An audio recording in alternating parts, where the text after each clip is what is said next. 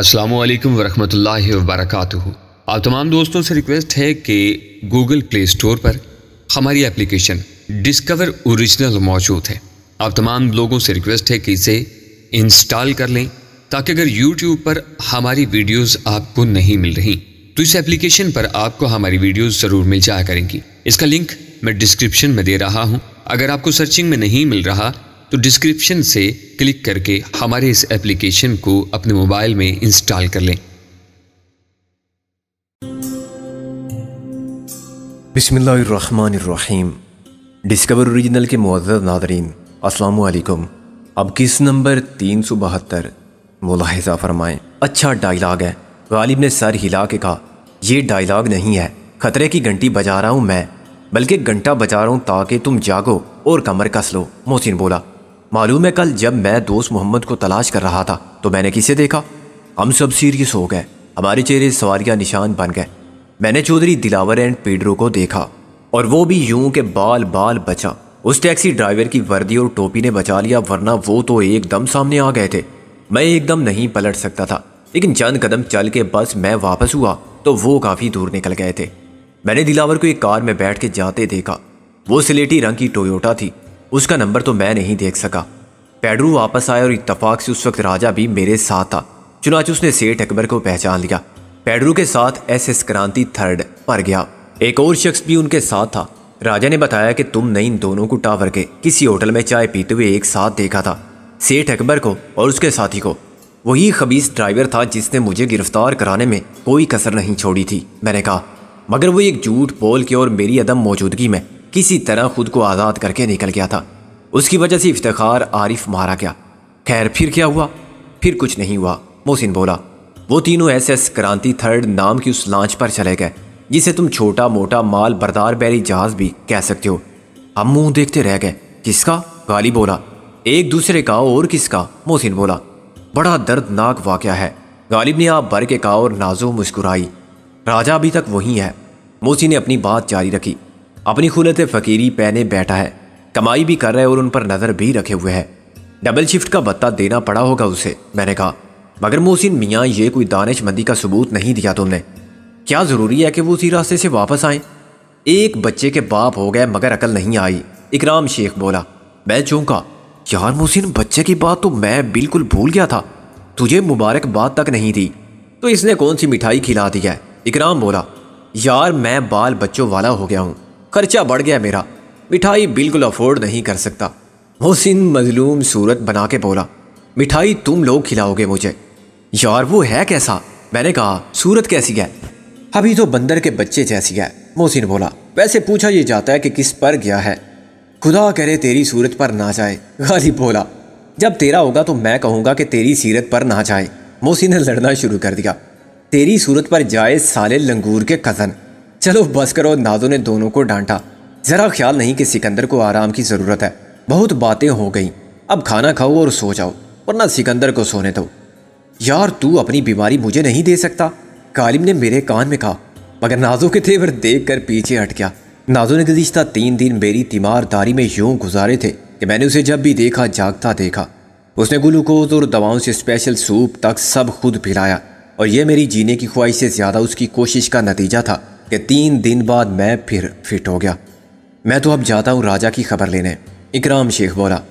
سکندر کی بات نے مجھے یہ سوچنے پر مجبور کر دیا ہے کہ وہ دوسری طرف سے بھی نکل سکتے ہیں۔ دوسری طرف یعنی سمندر کی طرف سے؟ ہاں، لانچ سے اتر کے کسی کشتی میں بیٹھے اور میل بھر دور جا کے اتر جائیں، اکرام شیخ بولا۔ ہمیں کیا معلوم انہیں شک ہو گیا ہو، چودھری دلاور بہت گائیاں آدمی ہے، اور راجہ کا اب تک نہ آنا بھی یہ ظاہر کرتا ہے کہ معاملہ گڑبڑ ہے۔ وہ اتنی دیر کیا کریں گے ایک لانچ پر ٹھہر کے؟ میں کھا لوں گا کھانا کہیں، ابھی مجھے بھوک نہیں ہے۔ وہ چلا گیا تو ہم نے کھانا کھایا، اور اسی دوران میں محسن وہی باتیں کرتا رہا، ایک ٹیپو کے بارے میں جو اس کا بیٹا تھا، یا ٹیڈی اور جولی کے بارے میں۔ ڈاکٹر لطیف کے گھر میں جولی یقیناً محفوظ تھی، لیکن اس کی زندگی کے المیہ نے مجھے پھر یہ سوچنے پر مجبور کر دیا کہ کیا وہ لڑکی زندگی میں کبھی خوشی نہیں دیکھے گی؟ آخر ایسا کون سا گناہ کیا اس نے کہ قسمت نے اسے صرف دکھ دیے ہیں اب تک؟ ٹیڈی کا تو معاملہ ہی مختلف تھا، اس کی یاد سے درد کے ان گنت نشتر روح میں پیوست ہو جاتے تھے۔ یوں لگتا تھا جیسے اس کی موت کی خبر بھی غلط ہے اور وہ ابھی تک زندہ ہے۔ اس اعتبار سے وہ واقعی ہی زندہ تھا کہ وہ شہید تھا، اور شہید کبھی مرتے نہیں۔ نازو نے مجھے زبردستی سلا دیا۔ وہ اکیلی عورت اس گھر کی منتظم تھی، قطع نظر اس کے کہ اس کا گھر میں رہنے والے 4 افراد سے کیا رشتہ ہے اور اس رشتے کی جذباتی نوعیت کیا ہے۔ وہ اکرام کی سگی بہن تھی تو غالب کے لیے غزل اور حسن غزل۔ مجھ پر وہ بیک وقت بہن، ماں اور بیوی کی طرح مہربان تھی، اور میری دیکھ بھال، تیمارداری اسی طرح کر رہی تھی۔ حالانکہ نہ میں اس کا بھائی تھا، نہ شوہر اور نہ بیٹا، مگر جذبات کے رشتوں کی نیک نیتی، اعتماد کے خلوص کے اعتبار سے وہ محسن کی بھی سب کچھ تھی، اور دنیا والوں کے نقطہ نظر سے کسی کی کچھ نہیں لگتی تھی۔ مگر ایک گھر میں اس نے سب کو اپنا اپنا مقام دے دیا تھا، اور اسی کے اعتبار سے سب کے لیے وہ سب کچھ کر رہی تھی جو صرف ایک عورت کر سکتی تھی۔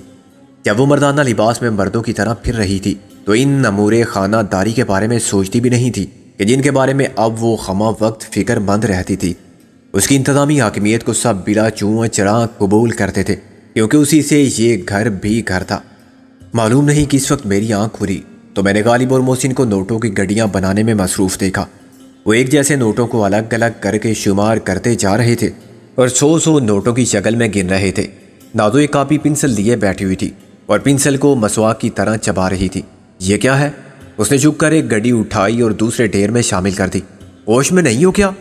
غالب نے نظر اٹھا کے اسے دیکھا اور دیکھتا رہا، پھر بولا نہیں، اور میں ہوش میں آنا بھی نہیں چاہتا جب تک تم سامنے ہو۔ دوسرے لمحے وہی ہوا جو پہلے بھی ہوتا تھا۔ غالب حد سے بڑھ گیا تھا۔ نازو کو بھی یاد آ گیا کہ ایسی علامات ظاہر ہونے لگے تو علاج کیا ہوتا ہے۔ اس نے غالب کو ایک جھٹکے سے کلائی پکڑ کر کھینچا اور اچھال دیا۔ غالب نے ایک کلابادی کھائی اور بد سے زمین پر گرا۔ اب آ گیا ہوش؟ نازو نے کہا، اور محسن بے اختیار انسا۔ نہیں۔ غالب نے پھر انہی نظروں سے دیکھا کس کو شکوہ گر شوق کے سلسلے ہجر کی قتل گاہوں سے سب جا ملے۔ نارسائی اگر اپنی تقدیر تھی، تیری الفت تو اپنی ہی تدبیر تھی۔ میں خاموشی سے دیکھتا رہا کہ نازو اب کیا کرتی ہے، اور سنو گی یا پہلے دادے سخن دو گی؟ غالب نے کہا، ذرا مشکل شعر ہے، گر فکر زخم کی تو خطا وار ہیں کہ ہم، کیوں محو مدہ خوبی تیغ ادا نہ تھے۔ تم سن رہی ہو خاموشی سے؟ میں تو انتظار میں ہوں۔ یک لخت نازو کو احساس ہوا کہ میں اور محسن اسے دیکھ رہے ہیں، اور غالب نے سر عام اس کے عشق کا اعلان کر دیا ہے۔ اسے چیلنج کر دیا ہے کہ اب وہ کچھ نہیں کر سکتی کیونکہ اس کو سب منظور ہے۔ وہ ایک دم اٹھی۔ ڈھیٹ ہو گئے ہو تم تو، اس نے کاپی پنسل پھینک کے کہا اور دوسرے کمرے میں بھاگ گئی۔ محسن کے ساتھ میں بھی کہکا مار کے ہنسا اور غالب اطمینان سے اٹھ کے پھر وہیں آ بیٹھا۔ الو کی پٹھی سمجھتی تھی کہ ہم بے زبان ہیں۔ غالب نے کہا، کچھ کہہ ہی نہیں سکتے۔ غالب مت ہو ورنہ بہت ماروں گی آنکھیں۔ نازو نے دوسرے کمرے سے چلا کے کہا، ہم تو پہلے ہی مر چکے ہیں جانا، اور کیا مارو گی؟ غالب نے خالص فلمی انداز میں جواب دیا، دیکھ رہے زور کتنا بازو قاتل میں ہے۔ چپ یار، محسن نے اسے ڈانٹا، یہ کیا بدتمیزی پر اتر آیا ہے؟ اسے کچھ نہیں کہتے؟ اتنی تمیز داری کا مظاہرہ کر دیا ہے۔ غالب نے کہا، میں تو اب یہی کروں گا اس کے بھائی کے سامنے ہی سے۔ چل چل نوٹ گن، مجنوں کی اولاد۔ محسن نے کہا، یہ نوٹ کیوں گنے جا رہے ہیں؟ میں نے کہا، ایک لانچ کا سودا ہو گیا ہے، ادائیگی کرنی ہے شام تک۔ محسن نے کہا، اکرام نہیں آیا ابھی تک؟ میاں تم سو رہے تھے لمبی تان کے اور خاصے غیر شریفانہ خواب بھی دیکھ رہے تھے غالباً۔ محسن بولا، تمہیں کیا پتا کہ یہاں کیا ہو گیا؟ میں اٹھ بیٹھا، کیا ہو گیا؟ راجہ نے ایک بہت سنسنی خیز انکشاف کیا ہے۔ محسن بولا، وہ رات بھر وہیں بیٹھا رہا تھا۔ رات 2 بجے تمہارا آفیشل رقیب روسیا آیا جو تم سے زیادہ ہینڈسم ہیرو ہے۔ غالب نے لقمہ دیا اور وہ بھی لانچ پر چلا گیا۔ پھر وہ اور پیڈرو صبح 4 بجے واپس آئے اور ایک ساتھ چلے گئے۔ اکرام نے پتہ لگایا ہے کہ ایس ایس کرانتی 3 پر کل سامان لادا جائے گا۔ محسن بولا، کیا سامان لادا جائے گا؟ میں نے پوچھا۔ یہی ٹافیاں، چاکلیٹ، بسکٹ اور مٹھائی، رس گلے وغیرہ۔ محسن نے کہا۔ مجھے اپنے سوال کے بے تکے پن کا احساس ہوا۔ یہ اطلاع مصدقہ ہے؟ نہیں، محض ایک افواہ ہے جو شہر میں پھیل گئی ہے۔ محسن نے بنا کے کہا، کیا یہ ضروری ہے کہ سب احمقانہ سوالات آپ ہی کریں؟ چل تو بھی کر لے ایک سوال۔ میں نے جیم کر کہا، جواب دینا پڑے گا۔ محسن نے کہا، ہاں یا نہیں میں۔ یہ بات غلط ہے۔ میں نے احتجاج کیا، یہی بات عدالت کے کسی فاضل جج نے ایک گواہ سے کہی تھی کہ سوال کا جواب ہاں یا نہیں میں، تو 2 گواہ نے کہا تھا کہ جناب والا کیا آپ ایسا کر سکتے ہیں؟ اور جج صاحب سے صرف ایک سوال کیا تھا، کیا آپ کی بیوی اب بھی آپ کو جھاڑو سے مارتی ہے؟ محسن ہنسنے لگا، ایسا سوال نہیں ہوگا جس سے تیری عزت پر خرف آئے۔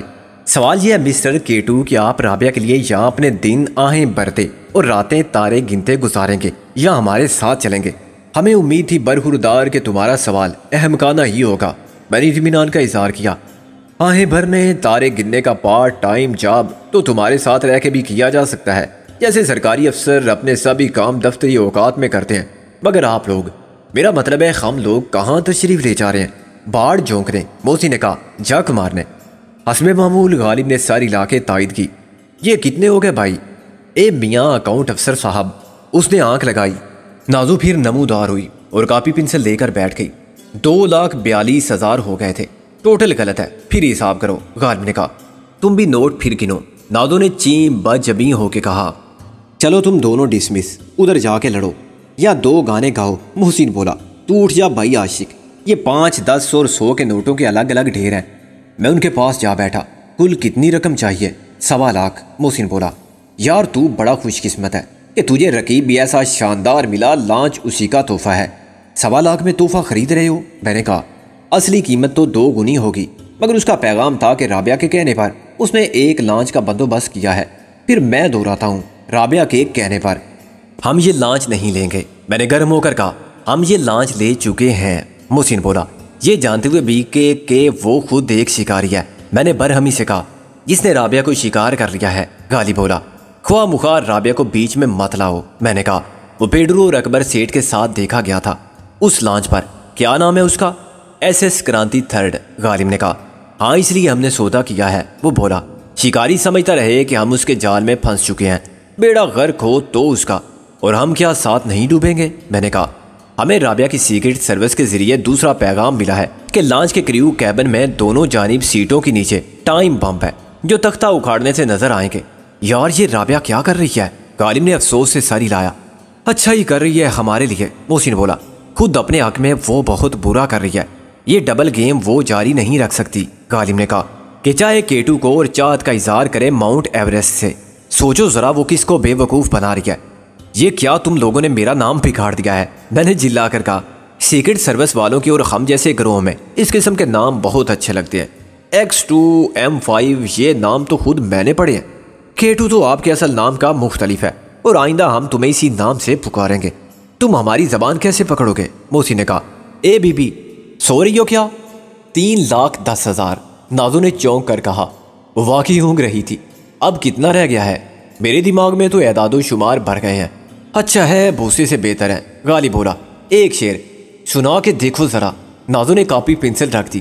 پہلے وہ جگہ بتا دو جہاں تم اترنا پسند کرو گے۔ یار کیا مصیبت ہے، غالب بڑبڑایا۔ اب کیا شاعری بھی شجر ممنوع ہو گئی ہے؟ اس کی بات بہت زو مانی تھی، مگر نازو نہیں سمجھی۔ یہ میرے سوٹ کیس سے ملنے والی رقم تھی جو دشمنوں نے اسی ملک کے غداروں سے حاصل کی تھی، چنانچہ اس کا انہی کے خلاف بہترین استعمال کیا جا سکتا تھا۔ نصف رقم الگ کر لینے کے بعد باقی رقم پھر سوٹ کیس میں ڈال دی گئی۔ اس کے اوپر کچھ ڈالنے کا فیصلہ مؤخر کر دیا گیا۔ رقم کسی شپنگ ایجنٹ کے ذریعے ادا کی جانی تھی جس نے تمام ضروری دستاویزات کے ساتھ لانچ کو ہماری جائز ملکیت بنانے کے لیے چند گھنٹے کی مہلت طلب کی تھی، اور اس کام کے 5,000 مانگے تھے۔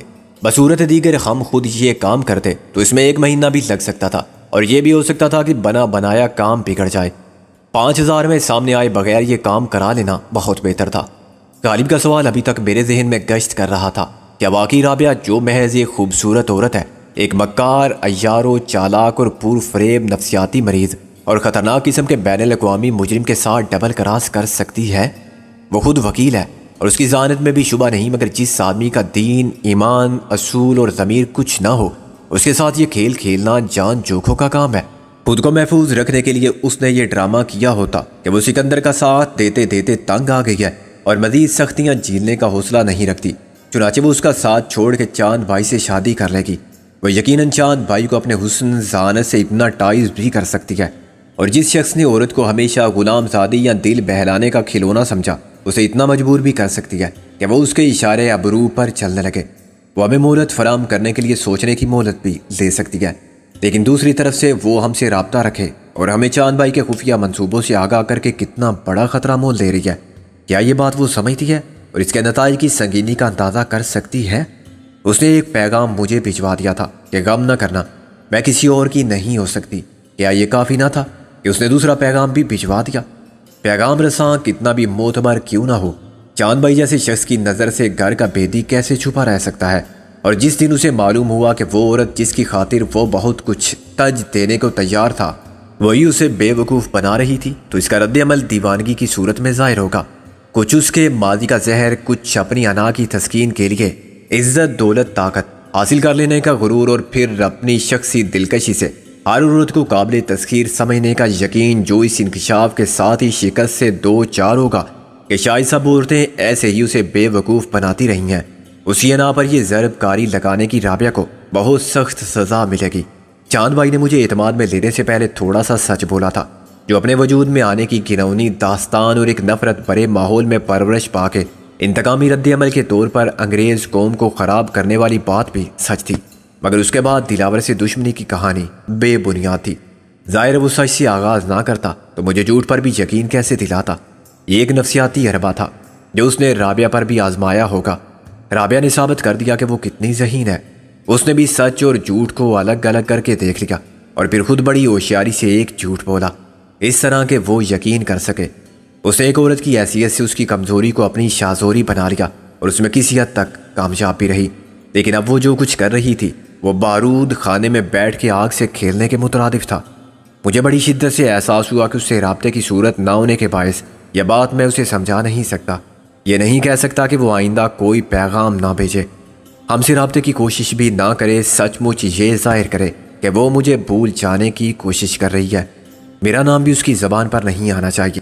میں اپنی سوچوں میں گم تھا کہ شک کے ایک زہریلے سانپ نے پھن اٹھایا اور مجھے ڈس لیا۔ اگر یہ میرا مفروضہ ہوا، رابعہ نے مجھے سچ مچ چھوڑ دیا اور اسے اپنا لیا، تو آخر وہ گوشت پوست کے اعصاب رکھنے والی عورت ہی تو ہے۔ اس کے اعصاب جواب بھی تو دے سکتے ہیں، خصوصاً ایسے حالات میں صرف الزام بے وفائی قبول کر کے وہ سب کچھ پا سکتی ہو۔ زندگی کی ہر راحت، ہر نعمت، ہر آسائش، مصائب و آلام کی سازمائش بھری زندگی کا آسیب اس کا پیچھا بھی چھوڑ سکتا ہو۔ کوئی انسان فرشتہ نہیں ہو سکتا کہ 100% نوش پروف ہونے کا دعویٰ رکھے اور اتنا مزاحمت پروف ہو کہ اس کے خیالات اور جذبات میں تغیر کی 1% گنجائش بھی بعید از امکان ہو۔ اس 1% کا امکان ہی میرے دل کی خلش بڑھانے کے لیے کافی تھا، لیکن اس خلش کا درمام میرے امکان میں نہ تھا۔ میں اس کے سوا کچھ نہیں کر سکتا تھا کہ پر امید رہنے کی کوشش کروں اور اپنے مشن کی تکمیل میں دل و جان کی بازی لگا دوں، اس بات کی پرواہ کیے بغیر کہ کامیابی کی صورت میں واپسی پر مجھے انعام میں رابعہ ملے گی یا زندگی کی آخری ساتھ تک محرومی کی سزا۔ اکرام شیخ شام کو ذرا سی دیر کے لیے آیا اور رقم لے کر چلا گیا۔ ہمارے کسی سوال کا جواب اس نے نہیں دیا۔ وہ خاصا پریشان لگتا تھا، لیکن کسی کو اس کی پریشانی کے بارے میں بتانے کے لیے تیار نہ تھا۔ لالچ کے بارے میں ہم نے جتنے سوالات کیے ان کا مختصر جواب یہی ہو سکتا تھا کہ خود دیکھ لینا۔ اس نے صرف ایک کام کی بات کہی کہ اب SS کرانتی 3 شاید 2 دن بعد جائے گی۔ اس پر لادا جانے والا مال ابھی تک نہیں پہنچا ہے۔ غالب اور محسن اپنی پلاننگ مکمل کر چکے تھے۔ ہم سب کو مائی گیروں کی حیثیت سے سفر کرنا تھا۔ ہم 4 مرد اور 1 عورت نازو، اور پلان آف ایکشن تھا ہم مائی گیروں کی ایک فیملی ہوں گے جو اسی لانچ پر رہتی ہے اور جس کا گھر خشکی پر نہیں سطح آب پر ہے۔ راجہ اس سلسلے میں ضروری سامان کا بندوبست کر رہا تھا۔ ہمارے ملبوسات سے مائی گیری میں کام آنے والے تمام اسباب تک ہر چیز کی فراہمی اس کے ذمہ تھی، اور اسے بطور خاص تاکید کر دی گئی تھی کہ وہ کوئی چیز بالکل نئی نہ لائے جس سے شبہ پیدا ہو کہ ہم نقلی مائی گیر ہیں، اصلی نہیں۔ جو اسلحہ میں اپنے ساتھ لایا تھا اس میں 4 دستی بم تھے اور 2 ڈائنامائٹ تھے، ایک اسٹین گن تھی اور سائلنسر والا ایک ریوالور۔ یہ سب تقریب کاروں کے کیمپ سے حاصل ہونے والے اسلحے کے ساتھ ایک سوٹ کیس میں بند پڑا ہوا تھا، لیکن اسے ہرگز اپنے ساتھ نہیں لے جایا جا سکتا تھا کہ کہیں بھی چیکنگ ہو تو ہم پکڑے جائیں۔ اس مسئلے کا حل ابھی تک کسی کی سمجھ میں نہیں آیا تھا۔ کیا یہ کرنسی ساتھ لے جانا ضروری ہے؟ کاریم نے کہا۔ ہاں، اول تو اپنے ہی علاقے میں راستے کی ہر رکاوٹ کو صرف یہ ہاتھ کا میل دور کرے گا، میں نے کہا۔ پھر کہ ہم جہاں بھی گئے تو فارن ایکسچینج ملے گا۔ بلیک میں ڈالر یا انڈین کرنسی لینے کے لیے یہ نوٹ بھی نہ ہوئے تو کام کیسے چلے گا؟ کیا کسی کو معلوم ہے کہ SS کرانتی 3 کی منزل کیا ہے؟ محسن نے کہا۔ مجھے تو نہیں معلوم، اکرام شیخ نے سر کھجا کے کہا۔ مال بردار جہاز بمبئی، کولمبو یا کلکتے جا سکتا ہے، ثابت کرو، محسن بولا اور نوٹ واپس رکھنے لگا۔ لا حول ولا قوت الا باللہ، غالب نے کہا۔ کامن سینس کی بات ہے یہ تو۔ تقریب کاروں علیحدگی پسندوں تک یہ اسلحہ لے جانے کے لیے بھارت کا راستہ ہی اختیار کیا جا سکتا ہے، یہ کامن نان سینس ہے، محسن نے کہا اور مجھ سے مخاطب ہو گیا۔ تمہیں معلوم ہے؟ مجھے کیسے معلوم ہو سکتا ہے؟ میں نے حیرانی سے کہا۔ گویا تم سب اپنے جاہل ہونے کا اقرار کرتے ہو، وہ بولا اور افسوس سے سر ہلانے لگا۔ میں اکیلا اکیلو بالغ، تو تم اب ابو جہل ہو گئے ہو، غالب نے بھنا کے کہا، کیونکہ وہ جو تمہاری اولاد ہے نا وہ ابھی بالکل جاہل ان پڑھ ہے، بالغ تم کبھی نہیں ہوگے۔ مجھے معلوم ہے کہ وہ جہاز کہاں جائے گا، موسی نے دانت نکال کے کہا، وہ جہاز چٹا گانگ جائے گا، لیکن میں کیوں بتاؤں تم لوگوں کو؟ مت بتاؤ، میں نے کہا، اس لیے کہ ہم صرف تمہاری معلومات کو غلط کرنے کے لیے جہاز کو چٹا گانگ نہیں جانے دیں گے، خواہ اسے تھانے لے جانا پڑے۔ تھانہ ایک جگہ ہے بھارت میں، مگر بندرگاہ نہیں ہے، موسی نے کہا۔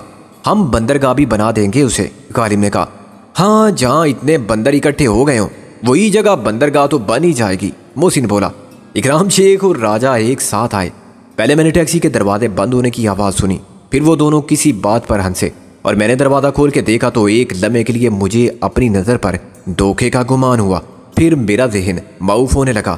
ان کے درمیان ایک عورت سر جھکائے آ رہی تھی، اور کم روشنی ہونے کے باوجود میں دیکھ سکتا تھا کہ وہ عورت موہنی ہے۔ میرے کچھ کہنے سے پہلے وہ اندر آ چکی تھی۔ غالب اور موسی نے اسے پہلی بار دیکھا تھا، لیکن وہ میری نظر دیکھ رہے تھے اور شاید اندازے کرنے کی کوشش کر رہے تھے کہ پاکستانی کپڑوں میں 100% مسلمان نظر آنے والی یہ خوبصورت لڑکی کون ہو سکتی ہے۔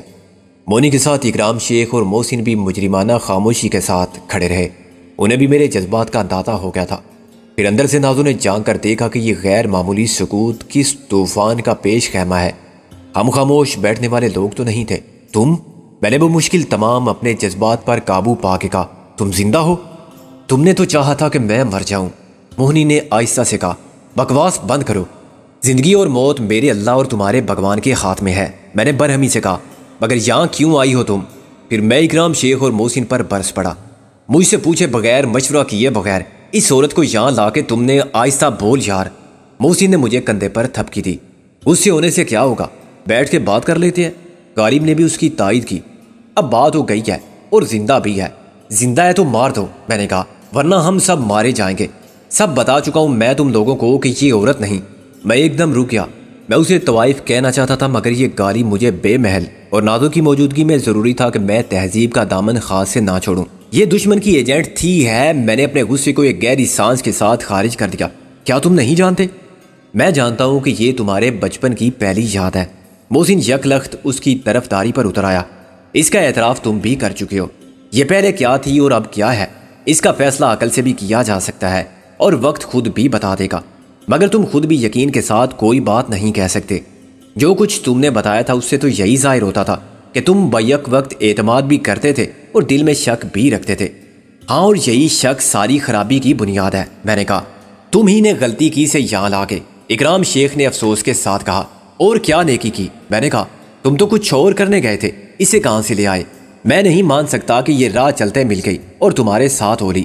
تم میں سے کسی نے اسے نہیں دیکھا تھا۔ سکندر بادشاہ، ایک عورت سے اتنا ڈرتے ہو تم؟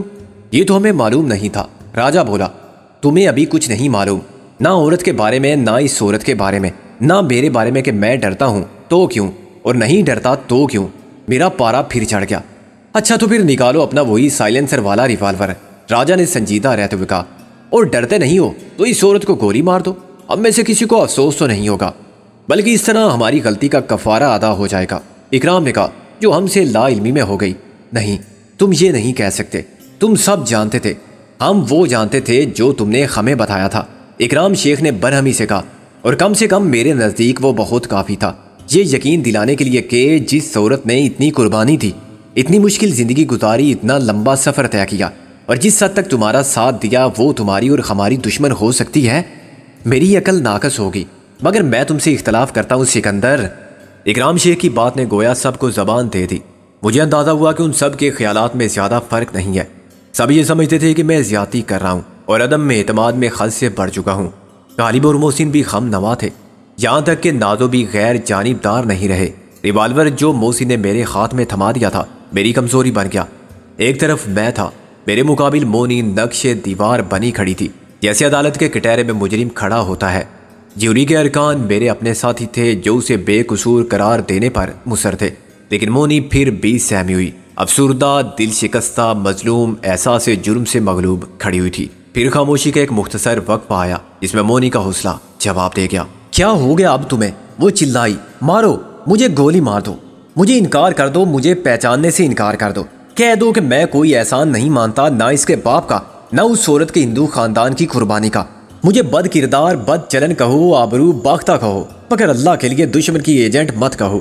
میں نے پہلے بھی کہا تھا کہ مجھے تم سے کوئی شکایت نہیں ہوگی اگر تم مجھے قتل کر کے گاڑ دو۔ کون ہے میرا والی وارث جو تم سے پوچھے بھی؟ آج تک تو کوئی آیا نہیں۔ ایک بھائی کا رشتہ تھا، اسے خود تم نے بعد میں ختم کیا، تم سے پہلے میں ختم کر چکی تھی۔ اسے زارو کتار رونا شروع کر دیا۔